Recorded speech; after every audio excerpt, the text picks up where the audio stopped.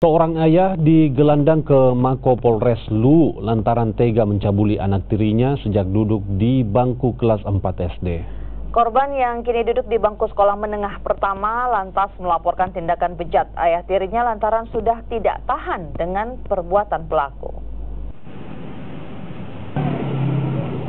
Pelaku yang berprofesi sebagai petani cengkeh di Dusun Batari, Desa Sampano, Kecamatan Larompong Selatan, Kabupaten Luwu ini kini berurusan dengan polisi lantaran tindakan asusila yang dilakukan terhadap anak tirinya sendiri.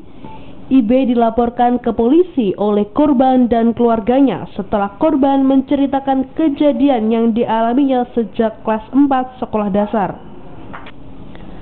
Saat dimintai keterangan, pelaku mengaku sudah 5 kali melakukan aksi bejatnya saat sang istri tidak berada di rumah dan anak tirinya sedang tidur sendiri.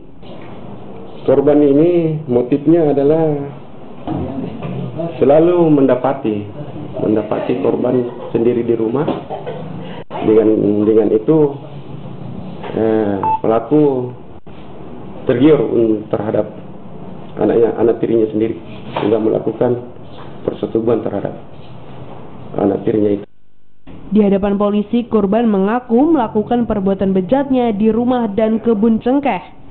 Akibat kejadian ini, korban mengalami trauma berat. Atas tindakan asusila yang dilakukan, pelaku IB terancam Undang-Undang Perlindungan Anak dengan ancaman hukuman 15 tahun penjara. Amran Amir, Kompas TV, Luwu, Sulawesi Selatan.